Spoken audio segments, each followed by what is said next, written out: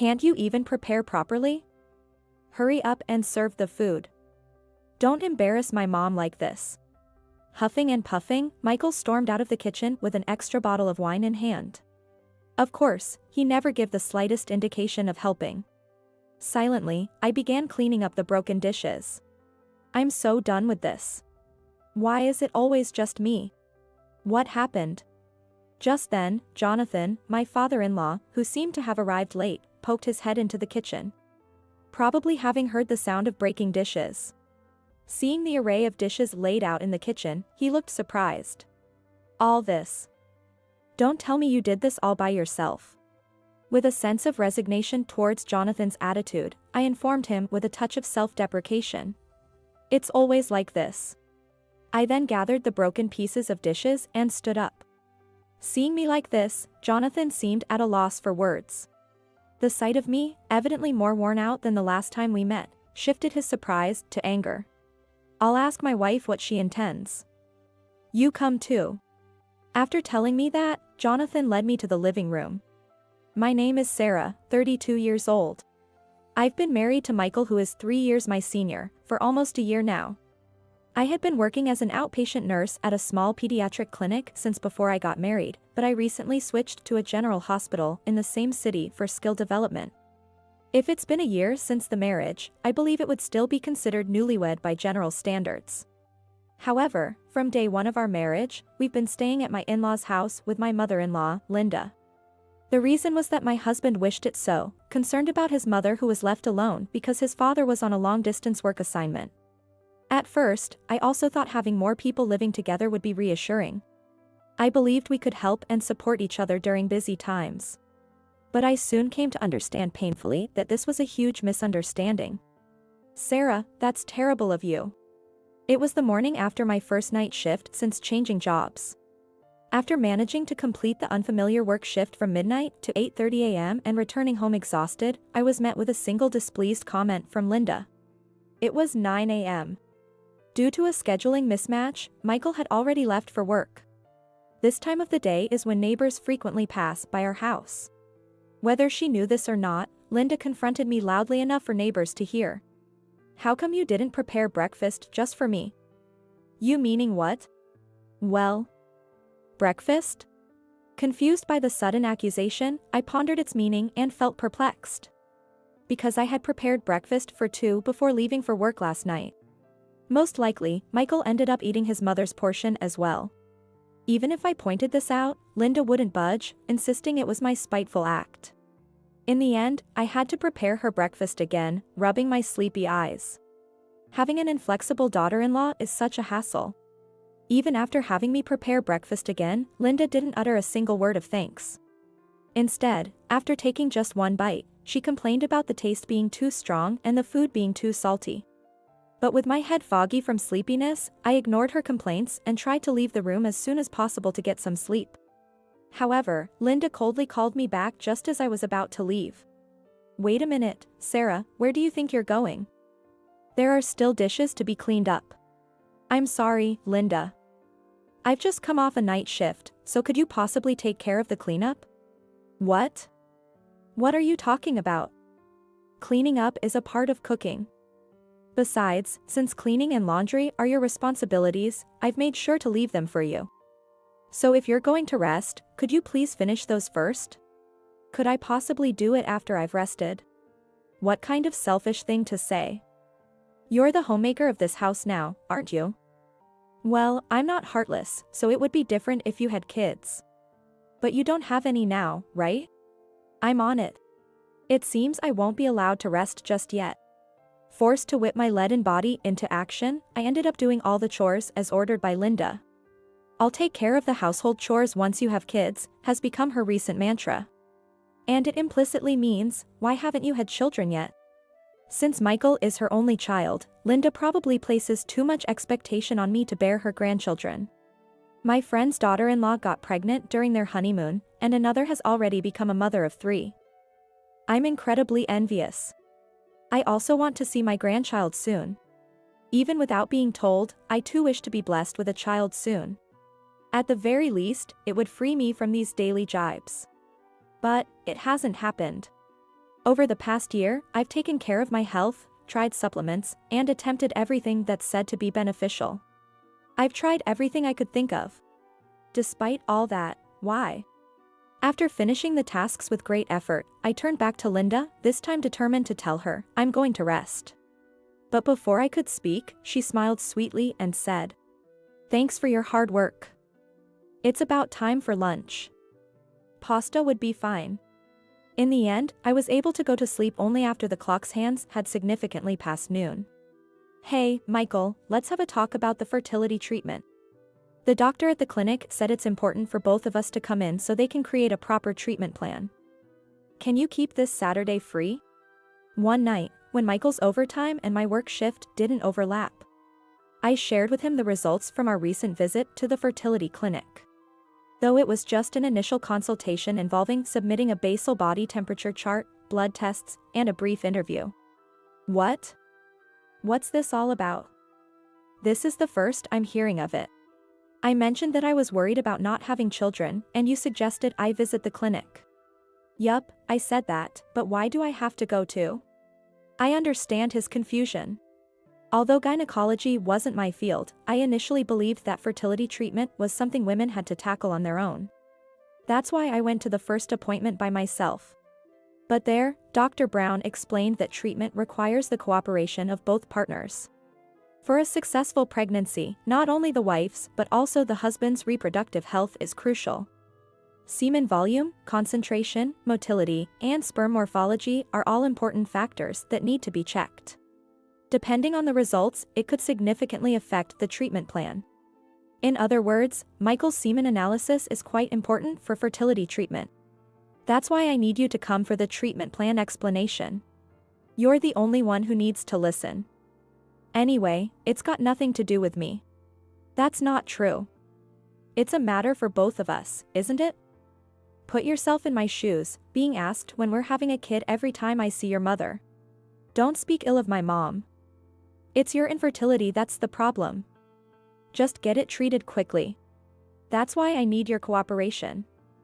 Fertility treatment isn't just about checking fallopian tubes and follicles, a semen analysis is essential. I'm healthy and have no issues.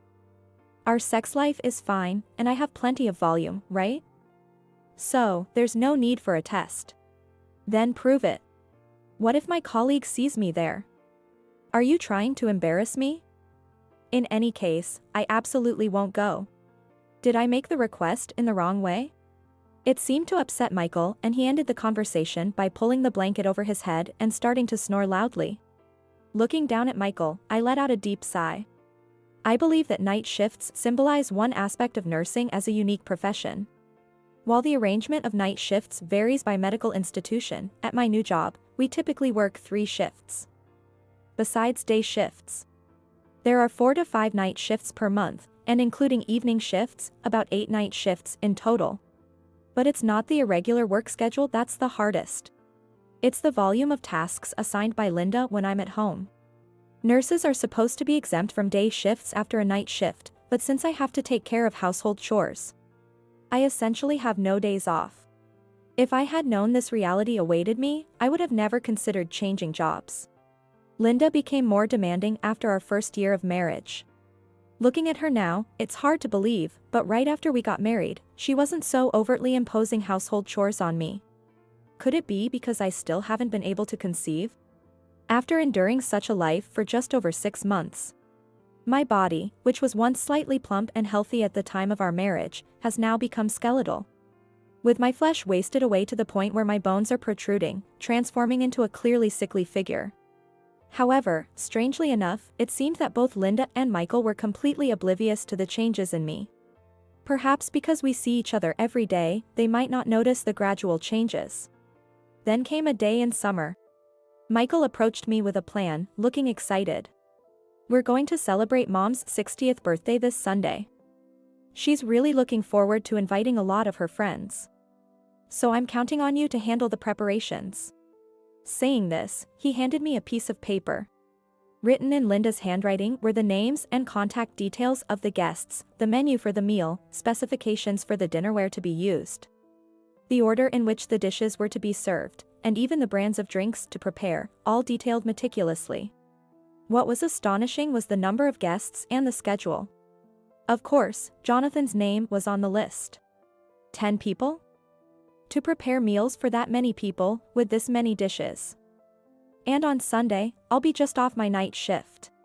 It can't be helped, Mom insists on that day. It'll be fine. You always manage to stay up until the afternoon anyway.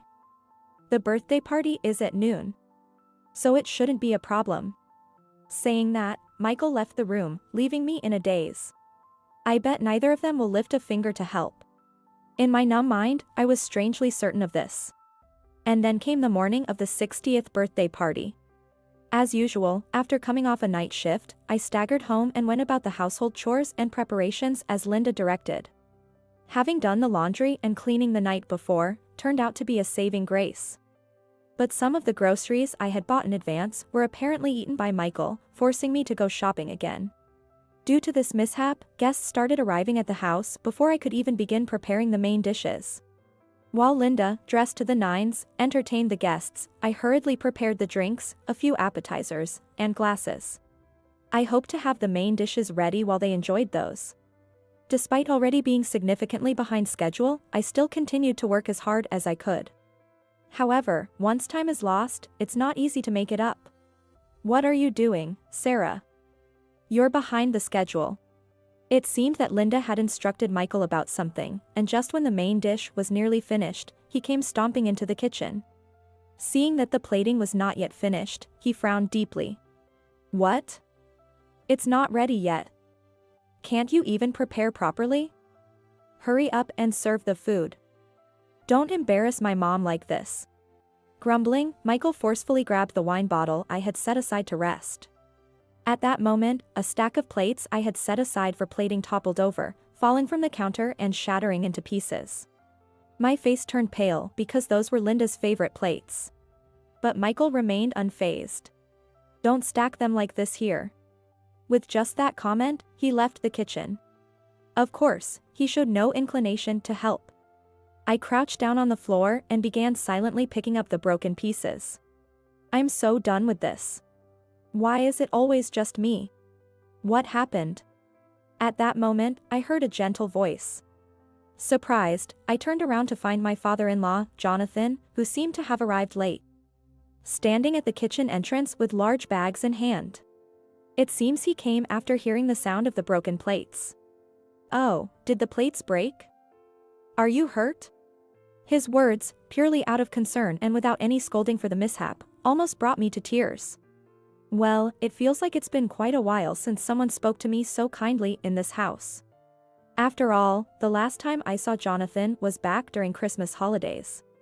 He crouched down and helped me collect the scattered pieces of the broken plates together. Then, seeing the array of dishes laid out in the kitchen, he showed a look of surprise. "All this, Sarah, don't tell me you did this all by yourself." Jonathan looked around, searching for anyone else who might have been helping with the preparations. But there was no one else. There never had been, in this house. With a sense of resignation, I told him with a touch of self-deprecation. "It's always like this." Then, gathering the broken pieces of the plate, I stood up. Upon taking another look at me, Jonathan seemed to be at a loss for words. My appearance was clearly different from when we last met, noticeably worn and gaunt. My hair and skin were in terrible condition, with dark circles under my eyes, and not a trace of my former cheerfulness remained. And then, the mountain of dishes before me and my words. Did all the pieces lead to one conclusion? Jonathan's expression of surprise now morphs into one of anger. "I'll ask my wife what she intends." "You come too." With a voice lower than I'd ever heard him use, he said so, and I hurriedly stopped him as he attempted to leave the kitchen. "But the cooking isn't done yet. There's no need for you to do it." With a sharp rebuke that quelled my slight resistance, he then led me towards the living room. Upon entering the living room, we found Linda entertaining guests, pouring the wine Michael had brought around for everyone. "Sarah. How long are we supposed to wait?" "Oh, you've finally arrived too. Everyone, this is my husband, Jonathan. He's been on a long-distance work assignment alone for quite a while, but he made a special trip back just for me today." After that, The guests greeted him with warm smiles. Responding to their greetings, Jonathan also offered a brief acknowledgement.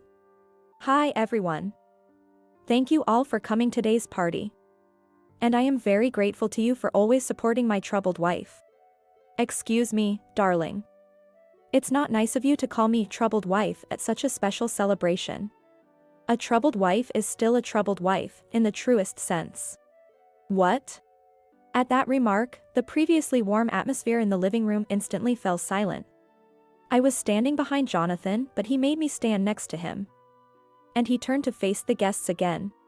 "I would like to introduce her. This is Sarah, Michael's wife." "Hey, darling, Sarah is still busy with the preparations, and..." Jonathan glared at Linda and shut her up as she tried to cut in, and continued. "She got married Michael a year and a half ago. She was an accommodating, cheerful, and above all beautifully smiling young lady. And I was convinced that my son would have a bright future. But how does she appear to you now? At least 6 months ago. She wasn't as emaciated as she is now, nor did she have such a lifeless expression."